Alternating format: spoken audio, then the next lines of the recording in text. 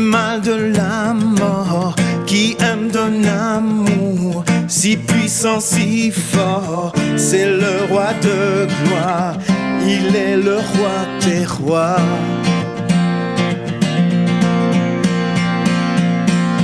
Qui secoue la terre par un saint tonnerre, qui nous émerveille par tant de mystères. C'est le roi de gloire, il est le roi des rois.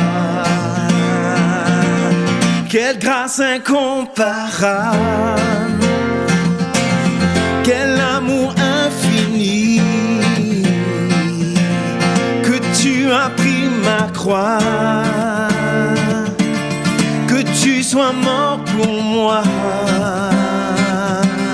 Tu as payé le prix pour qu'enfin je sois libre. Oh Jésus, je te chante pour ce que tu as fait.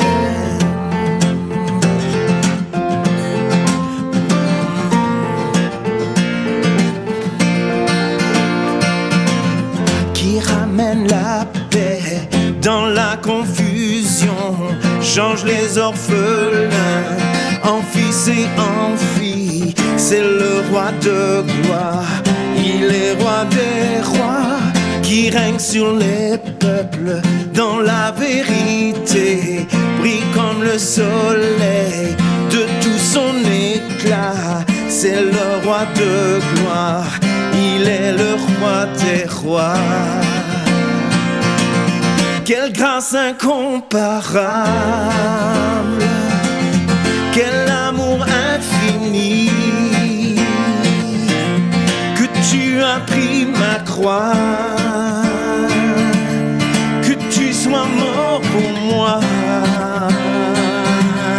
Tu as payé le prix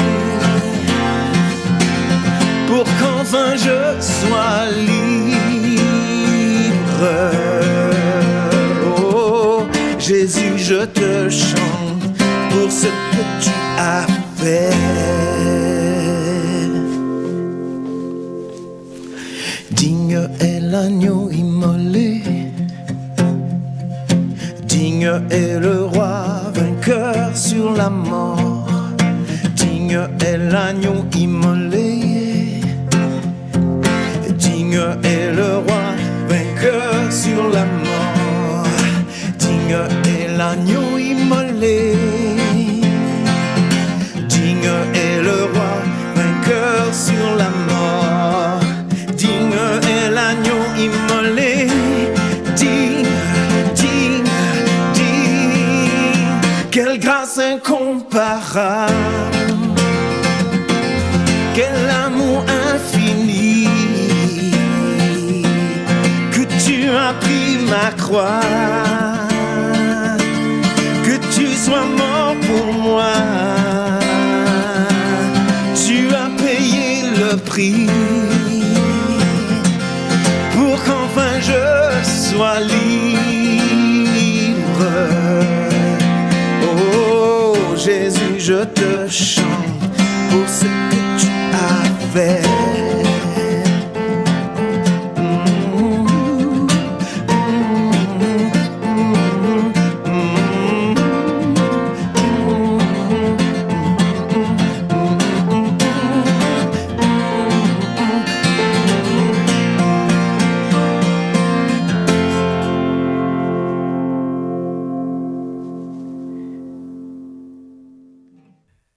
Salut, chère Église du Plateau. J'espère que vous allez bien. Pour ceux qui ne me connaissent pas, mon nom est Bradley Maurice. J'ai le privilège d'être un des 4 pasteurs ici à l'Église du Plateau. Très content d'être avec vous. Très content, peut-être un petit peu fatigué cette semaine. Ma famille et moi, on était au camp des bouleaux. Pour ceux qui ne savent pas, le camp des bouleaux, c'est le camp chrétien de notre famille d'église. C'est un camp incroyable dans le coin de Mont-Laurier. Il y a des camps pour les enfants, il y a des camps pour les familles, comme on a fait cette semaine. Puis j'avais le privilège d'être le pasteur, prédicateur pour cette semaine. Donc c'était intense quand même, c'est comme 8 prêches dans 5 jours. C'est full intense, mais quelle joie de le faire. C'était super édifiant pour moi, pour ma famille. On a eu des des très bons souvenirs. Alors, mais si ma voix me fait défaut pendant que je parle ce matin, si jamais la voix fait des bruits bizarres, vous allez savoir peut-être pourquoi. Donc, ouais, toute une semaine. Et là demain, je tombe en vacances. Alors, on peut dire que c'est assez rock'n'roll ces temps-ci, mais c'est le fun. Je suis content de pouvoir être là avec vous une dernière fois avant quelques semaines de vacances. On continue ce matin dans une série dans la lettre de Romains, écrite par l'apôtre Paul. Puis on dit que c'est la meilleure lettre jamais écrite pour toute la vision de Dieu que ça nous donne. Le sujet qu'on va voir ensemble est un sujet, un élément, un attribut de Dieu, ce qu'on appelle sa souveraineté. C'est quelque chose que beaucoup de chrétiens sont déjà un peu familiers avec. Par exemple, on sait que, le chrétien sait que Dieu est en charge de tout. Par exemple, en Job 42, ça dit, Job reconnaissait que tout est possible pour Dieu et que rien ne peut s'opposer à ses projets. On sait qu'il est en charge, c'est lui qui décide tout ce qui va se passer dans la nature, dans les événements de l'histoire humaine. Et là même, avec le cœur humain. Jésus lui-même, en Jean 15, il avait dit, « Ce n'est pas vous qui m'avez choisi, mais c'est moi qui vous ai choisi. » Et c'est en fait le sujet de notre passage. Mais la manière que ce passage que je vais vous lire décrit l'autorité de Dieu sur le cœur humain et dépeint d'une manière si intense que ça soulève pas mal de questions. C'est ça qu'on va voir ensemble ce matin. Si vous avez une Bible, je vous invite à tourner en Romains chapitre 9. On va lire ensemble un extrait de ce chapitre. On va lire ensemble les versets 6 à 24. La page 738, si vous avez une Bible qui ressemble à cela. Sinon, c'est à votre écran. Romains chapitre 9, les versets 6 à 24. Ce n'est pas que la parole de Dieu soit sans effet. Non, car ceux qui sont issus d'Israël ne sont pas tous Israël. Et bien qu'étant de la descendance d'Abraham, ils ne sont pas tous ses enfants. Au contraire, il est dit, c'est par Isaac qu'une descendance te sera assurée. Cela signifie que ce ne sont pas les descendants simplement biologiques qui sont enfants de Dieu, mais que ce sont les enfants de la promesse qui sont considérés comme sa descendance. La parole que voici était en effet une promesse. Je reviendrai à la même époque et Sarah aura un fils. De plus, tel a aussi été le cas pour Rebecca, qui a eu des enfants d'un seul homme, notre ancêtre Isaac. Les enfants n'étaient pas encore nés et n'avaient donc fait ni bien ni mal, afin que le plan de Dieu subsiste conformément à son choix et sans dépendre des œuvres, mais de celui qui appelle. Quand il était dit à Rebecca, l'aîné sera asservi au plus jeune, de même il est écrit, j'ai aimé Jacob et j'ai détesté Ésaü. Que dirons-nous donc? Dieu serait-il injuste? Certainement pas. En effet, il dit à Moïse, « Je ferai grâce à qui je veux faire grâce et j'aurai compassion de ceux de qui je veux avoir compassion. » Ainsi donc, cela ne dépend ni de la volonté, ni des efforts de l'homme, mais de Dieu qui fait grâce. L'Écriture dit, en effet, au Pharaon, « Voilà pourquoi je t'ai suscité. C'est pour montrer en toi ma puissance et afin que mon nom soit proclamé sur toute la terre. » Ainsi, Dieu fait grâce à qui il veut et il endurcit qui il veut. Tu me diras, pourquoi fait-il donc encore des reproches? Qui peut en effet résister à sa volonté? Mais toi, homme, qui es-tu pour entrer en contestation avec Dieu? L'objet dirait-il à celui qui l'a façonné, « Pourquoi m'as-tu fait ainsi? » Le potier n'est-il pas le maître de l'argile pour faire avec la même pâte un ustensile d'un usage noble et un ustensile d'un usage méprisable? Que dire si Dieu, voulant montrer sa colère et faire connaître sa puissance, a supporté avec une grande patience des vases de colère tout prêts pour la perdition? Et que dire s'il a voulu faire connaître la richesse de sa gloire envers des vases de compassion qu'il a d'avance préparés pour la gloire? Ainsi, Il nous a appelés non seulement d'entre les Juifs, mais encore d'entre les non-Juifs. Comme j'ai dit, ce n'est pas un sujet qui est complètement nouveau pour beaucoup d'entre vous, mais de la manière que c'est présenté, ça frappe. La souveraineté, on va poser 3 questions là-dessus ce matin, ensemble. On va voir qu'est-ce que c'est, qu'est-ce que ça fait, et est-ce que c'est injuste? La question que Paul ici pose dans le texte. 3 choses par rapport à la souveraineté de Dieu. Qu'est-ce que c'est, qu'est-ce que ça fait, et est-ce que c'est injuste? Prions ensemble. Seigneur, tu nous épates, tu nous dépasses, tu es un être au-delà de toute compréhension. Tu transcendes toute chose qu'on peut imaginer, et malgré ça, tu te révèles à nous d'une façon qu'on peut comprendre imparfaitement, mais quand même on peut comprendre qui tu es. Et tu n'es pas juste un être, mais tu es un père, un berger, un roi. Tu viens vers nous pour qu'on puisse te connaître. Alors, ce matin, on prie qu'on puisse te connaître davantage. Pas juste pour accumuler des infos, mais pour être transformé et pour s'émerveiller devant ta grandeur. Permets qu'on puisse faire ça et par ton Saint-Esprit, remplis nos vies d'adoration et joie parce que tu es incroyable. On prie ça dans ton nom précieux. Amen. Donc, premièrement, qu'est-ce que c'est la souveraineté de Dieu? Il faut comprendre un peu le contexte de ce chapitre, comme c'est toujours important de comprendre le contexte.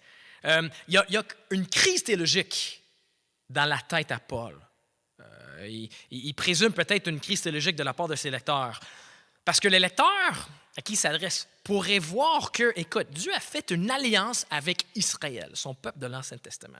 Et il aurait fait des promesses incroyables à elle. Mais le problème, c'est que la plupart d'Israël s'est montré infidèle. Ils sont coupés, ils sont séparés de Jésus-Christ. Alors, est-ce que les promesses de Dieu envers Israël ont échoué?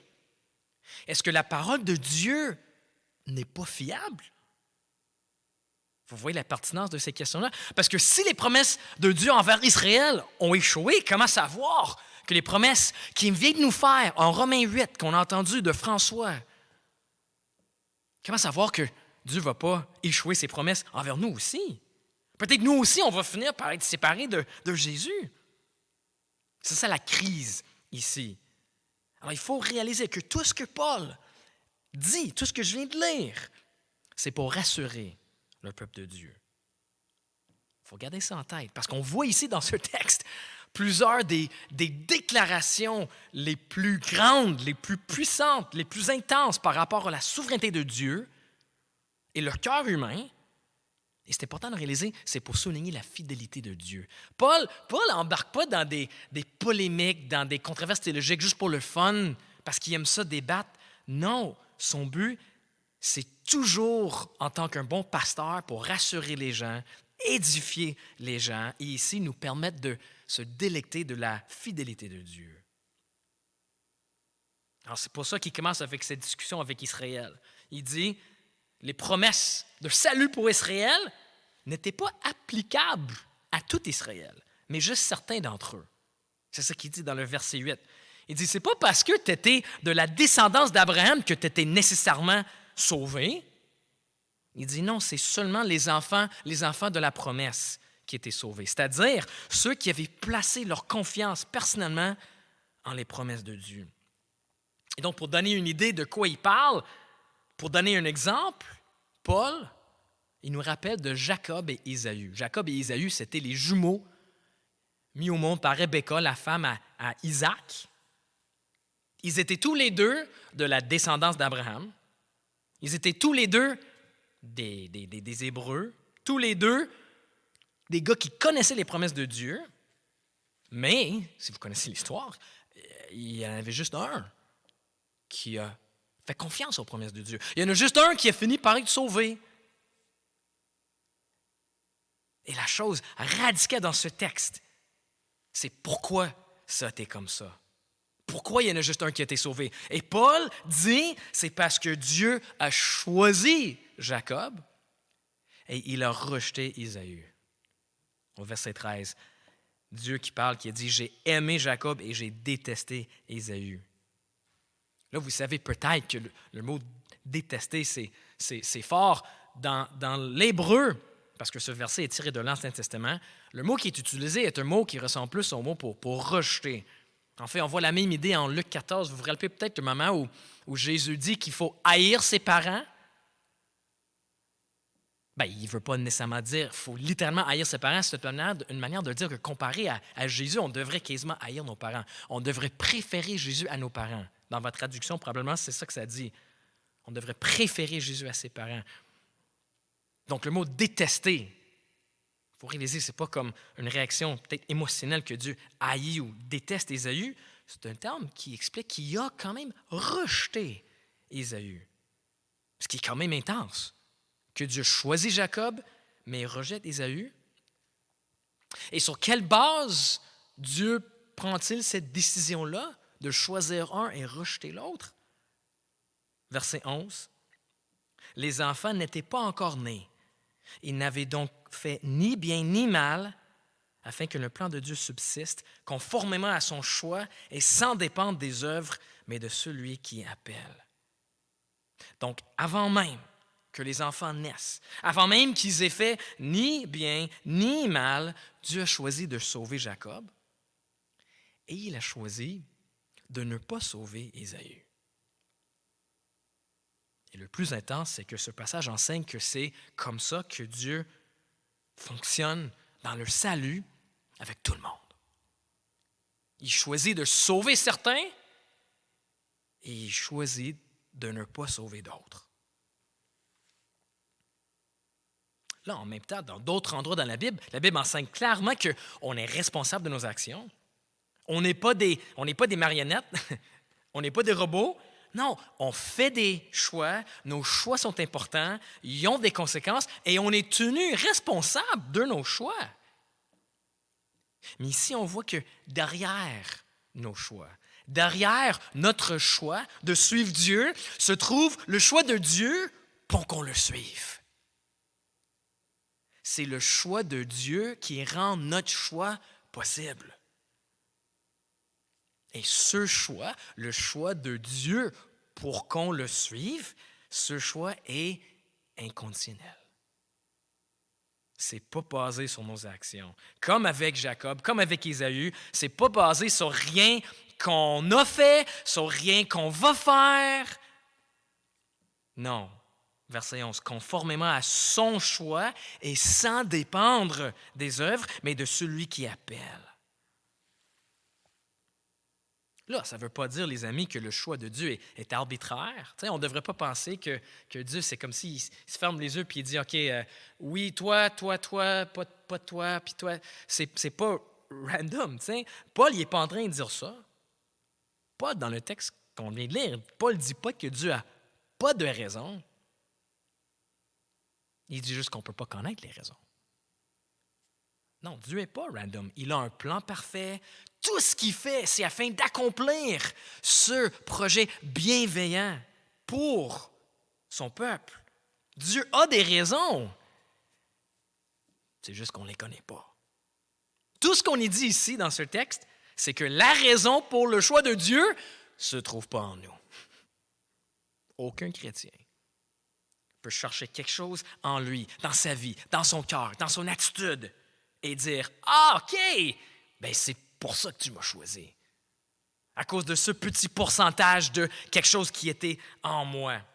Parce que Dieu a vu que j'allais être assez humble pour accepter son offre de pardon. Ah, c'est parce que Dieu avait vu que j'allais être assez ouvert à écouter sa parole. Ou Dieu a vu que, peu importe. Non, Paul, il est clair là-dessus. Verset 16, il répète la même idée. Cela ne dépend ni de la volonté, ni des efforts de l'homme, mais de Dieu qui fait grâce. Il est la raison, la seule raison. Et donc ceux que Dieu choisit, ils ont leur cœur attendri, leur cœur régénéré, afin de leur permettre de pouvoir répondre à l'offre de Dieu de pardon, de salut. Ils finissent, à cause de ça, de pouvoir se repentir et placer leur foi en Christ. Dieu est la cause ultime de leur croyance en lui. Mais qu'en est-il de ceux que Dieu ne choisit pas? Dieu est-il la cause ultime de leur incroyance? Est-ce que Dieu fait qu'ils ne croient pas? Non. Ce qu'il fait, c'est qu'il les laisse plutôt sur le chemin qu'ils ont choisi. Il ne leur fait pas grâce.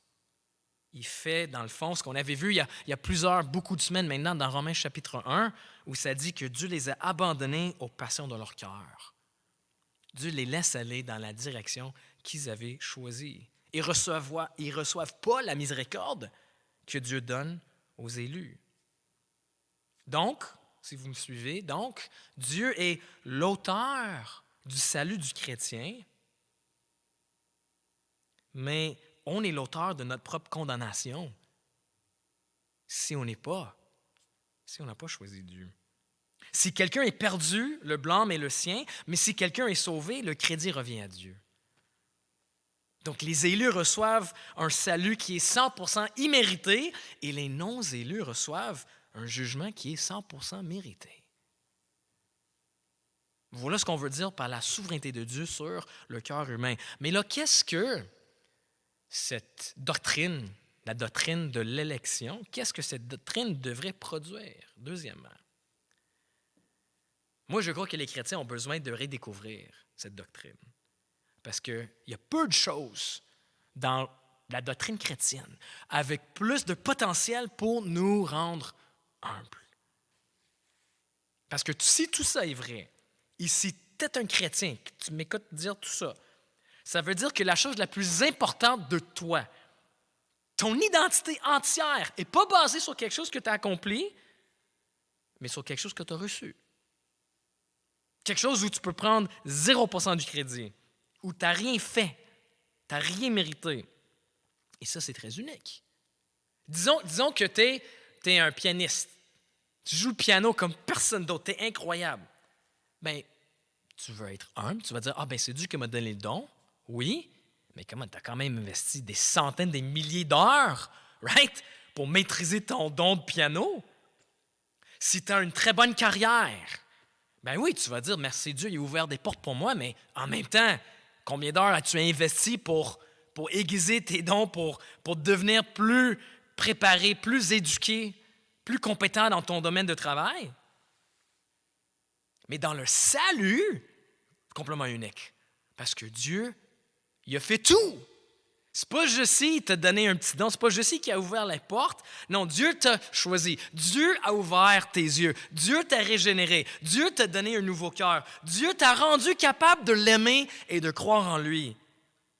T'as rien fait où tu pourrais prendre du crédit. Et ça devrait nous rendre humbles. Et ça, mes amis, la chose dont notre monde a le plus besoin maintenant, j'ai l'impression, c'est l'humilité.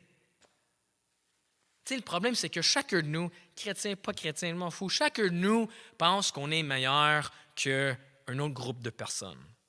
Tu sais?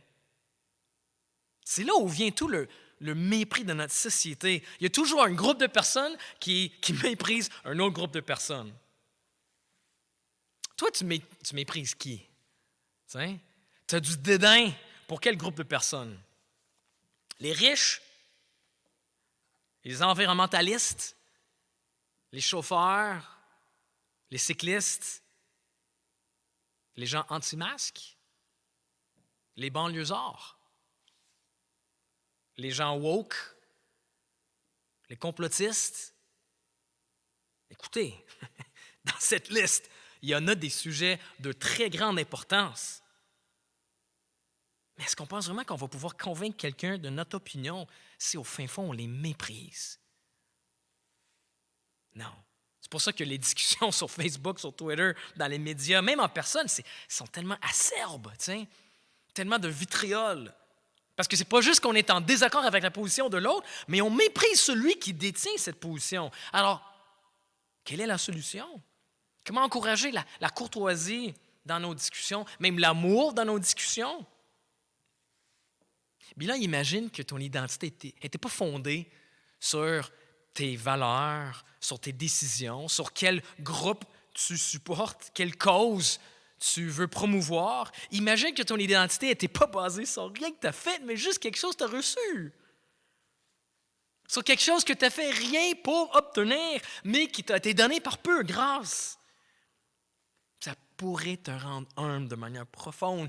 Tu vas rester passionné par l'environnement. Tu vas rester passionné par l'importance de régler l'inégalité des revenus. Mais tu ne vas pas avoir du mépris pour celui qui a une position différente. Tu ne vas pas le regarder de haut parce que tu vas savoir que tu n'es pas meilleur que lui.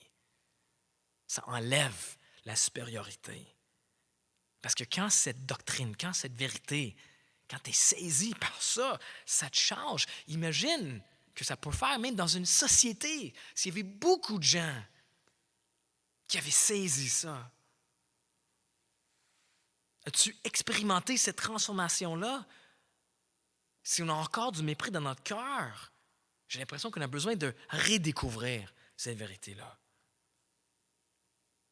Alors, la souveraineté absolue de Dieu est incroyable pour nous rendre plus humbles.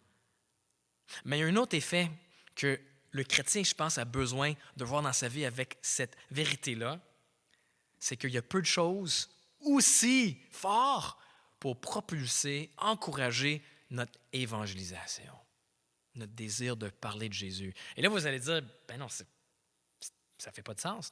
On aurait pensé que d'entendre parler que c'est Dieu qui décide qui va le choisir, ça devrait nous faire l'effet inverse. Non, on va se reposer puis on dit, c'est chill, Dieu, tu t'en occupes de tout, moi je fais rien.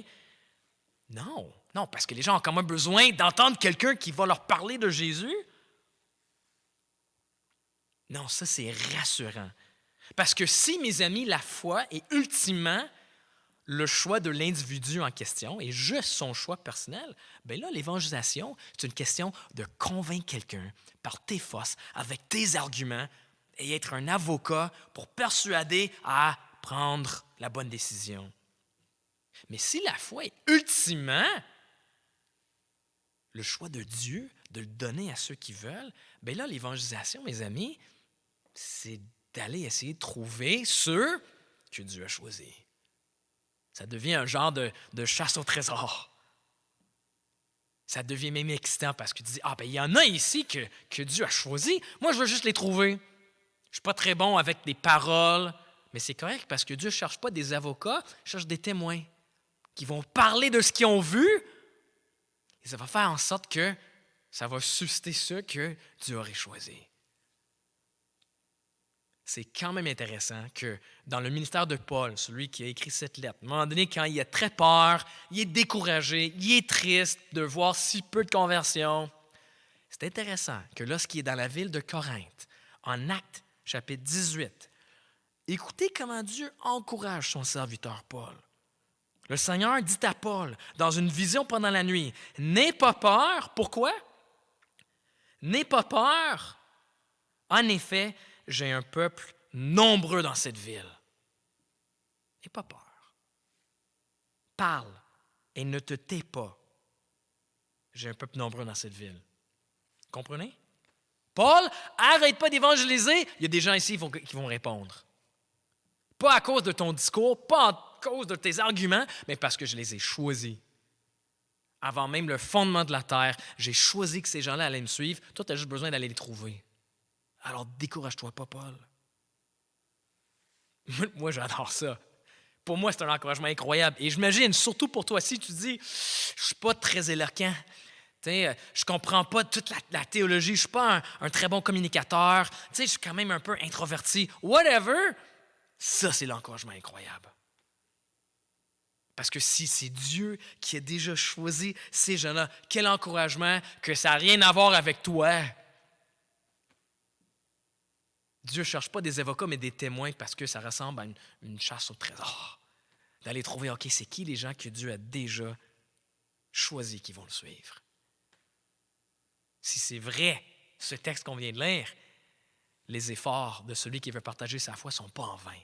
Il va tomber sur les gens que Dieu a choisis. Dernièrement, troisièmement, la question peut-être la plus importante, est-ce que c'est injuste? Une bonne question à poser. Paul la pose lui-même. Paul anticipe dans le verset 14 que les gens vont poser cette question. Dieu est-il injuste à cause de cette manière de fonctionner? Et là, la réponse à Paul est très intéressante. Je vais la lire, mais je vais quand même dire, moi, toute ma famille, presque toute ma famille veut rien savoir de Jésus. Toute la famille, sans aucune exception, de ma femme, Émilie, veut rien savoir avec Jésus. Si c'est ton cas, je réalise que la réponse à Paul est peut-être un peu dure, un peu sévère. Mais je pense qu'on a quand même besoin de l'entendre. C'est dans les versets 20 et les versets 21. Tu penses que Dieu est injuste? On pense que cette manière de fonctionner n'est pas fair. Voici ce que Paul dit. Il dit, « Mais toi, homme, qui es-tu pour entrer en contestation avec Dieu? L'objet dira-t-il à celui qui l'a façonné? Pourquoi m'as-tu fait ainsi? Le potier n'est-il pas le maître de l'argile pour faire avec la même pâte un ustensile d'un usage noble et un ustensile d'un usage méprisable? » Comme je t'ai dit, c'est intense. Puis si c'est votre position, comme moi, toute famille qui ne connaît pas Jésus, qui ne veut rien savoir, ce n'est pas la première chose peut-être que je dirais. Mais on a quand même besoin d'entendre ça. On n'aime pas entendre qu'on est comme un objet comparé à Dieu. Écoute, Dieu nous aime tellement, on n'est pas un objet, mais l'argument de Paul est intéressant. Dieu est en charge, pas nous. C'est lui le boss. C'est lui qui est l'autorité, pas nous. On a besoin d'entendre. C'est pas qu'on n'a pas le droit de poser des questions, mais Paul dit, il faut quand même se rappeler de notre place et aussi de nos limites. Parce que, mes amis, quand on dit que c'est injuste, on est en train de dire en même temps qu'on a un meilleur plan, non? Non, Dieu, ça c'est injuste parce que moi, j'aurais une meilleure façon de fonctionner. T'sais? Mais là, la Bible explique que Dieu est parfaitement miséricordieux. Il est parfaitement sage. Alors, comment est-ce qu'on pense qu'on peut nous-mêmes penser à un système plus miséricordieux? Un système plus sage?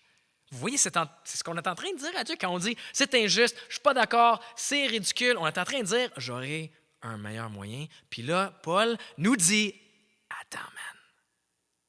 Attends, mon chum. Tu ne peux pas être plus miséricordieux que Dieu. Tu ne peux pas être plus sage que Dieu. On ne comprend pas tout. On a des limites et donc on devrait réaliser que si Dieu est le plus miséricordieux, le plus sage, il sait ce qu'il fait. Mais il y a une autre raison pour laquelle on ne devrait pas voir ça comme injuste. On dit que c'est injuste parce qu'on pense que c'est pas fair, c'est pas juste, que Dieu décide de sauver certains et pas d'autres. Mais là, mes amis, je pense qu'on a besoin de redéfinir un peu justice. Chaque être humain sur notre planète a commis assez de péchés juste aujourd'hui, pour mériter une séparation éternelle de Dieu. Ça, c'est à quel point Dieu est saint. Ça, c'est à quel point notre péché est terrible, un affront à un Dieu parfait. Et donc, justice, ça serait parfaitement juste de la part de Dieu de sauver personne. Aucun être humain qui a déjà vécu mérite d'être sauvé et pardonné. Alors, si Dieu avait décidé de sauver personne et littéralement de condamner toute la race humaine pour leur péché, ça serait 100% juste. 100% juste. Mais ce n'est pas ce qu'il fait. C'est pas ce qu'il fait. Non, il choisit de sauver des gens. Chacun d'entre nous, chaque humain mérite la condamnation, mais à la place de nous laisser dans la condamnation, verset 15, Dieu dit « Je ferai grâce à qui je veux faire grâce et j'aurai compassion de qui je veux avoir compassion. » Il montre la miséricorde incroyable. Et mes amis, si Dieu avait décidé de faire ça à 10 personnes, ça serait malade. Ça serait incroyablement gracieux, bienveillant. Juste 10 personnes, juste 100 personnes. On pourrait dire, ça c'est un Dieu glorieux et gracieux. Ça ne fait pas de sens de prendre 100 personnes, des rebelles. qui mérite juste la condamnation, puis de dire, je vais vous pardonner, je vais vous montrer la grâce. Mais là, Dieu ne le fait pas pour 10 personnes, il ne le fait pas pour 100 personnes, il ne le fait pas pour 1000 ou 10 000, mais pour des millions de personnes. Et comment ça se fait que des millions de personnes reçoivent cette miséricorde? Parce que Dieu a envoyé son Fils unique, Jésus-Christ, pour porter sur lui les péchés de ces millions de personnes. Les milliards de péchés représentés par des millions de chrétiens sont tombés sur Jésus à la croix. Vous savez probablement que la pire souffrance expérimentée par Jésus à la croix, ce n'était pas physique, ce n'était pas les coups de fouet, ce n'était pas les clous. Oui, c'était super douloureux, mais le pire, c'était les milliards de péchés, la colère de Dieu qui tombe sur son Fils afin qu'il puisse absorber nos péchés, notre dette, pour pouvoir nous pardonner tout en restant juste. C'est comment? La seule manière qu'il peut pardonner est des millions de personnes, des milliards de personnes. Si on est sauvé, il y a une raison, et son nom est Jésus. Et c'est sa gloire, sa miséricorde, sa grâce qu'on va chanter éternellement. Prions ensemble.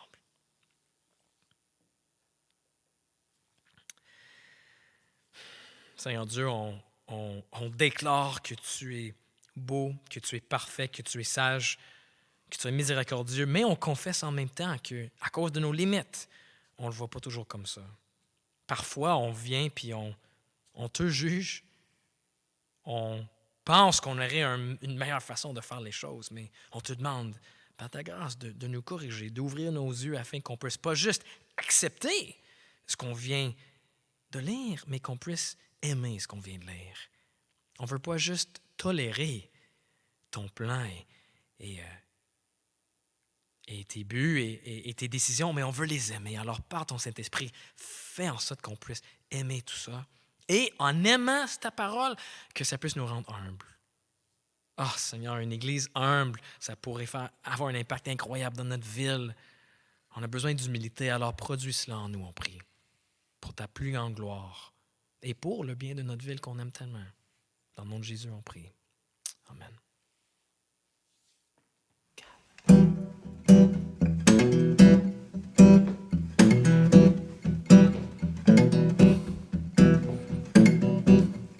Chaque instant de chaque jour, pour chacune de nos vies, chaque pas, chaque détour,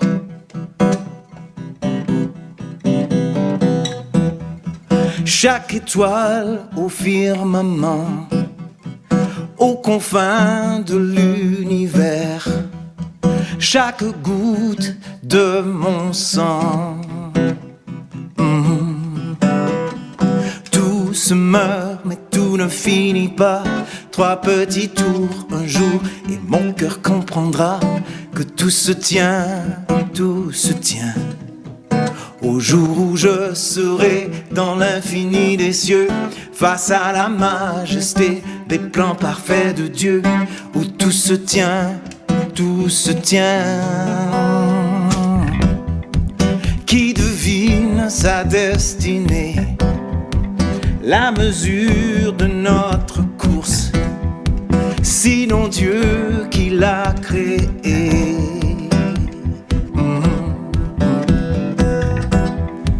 Quand le sol sous mes pieds disparaîtrait dans l'abîme, qu'aucun mot ne peut combler.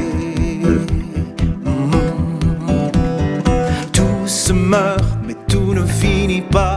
3 petits tours un jour, et mon cœur comprendra que tout se tient, tout se tient.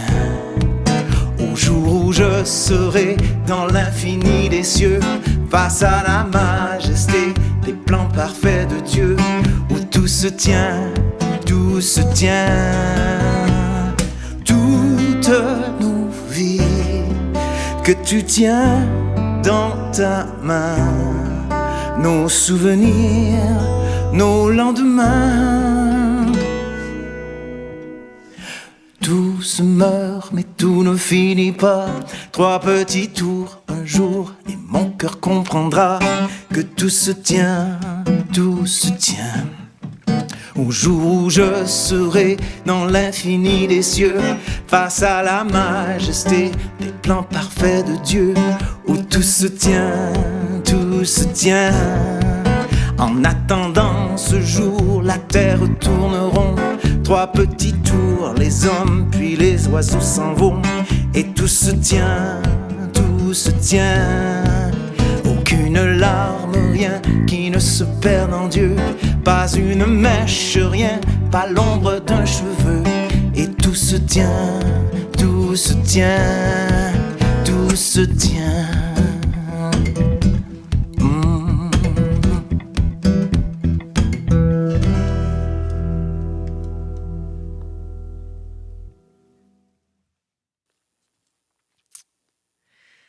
À celui qui peut faire, par la puissance qui agit en nous, infiniment plus que tout ce que nous demandons ou pensons. À lui soit la gloire dans l'Église et en Jésus-Christ pour toutes les générations, au siècle des siècles. Amen. Allez en paix, vous êtes aimés.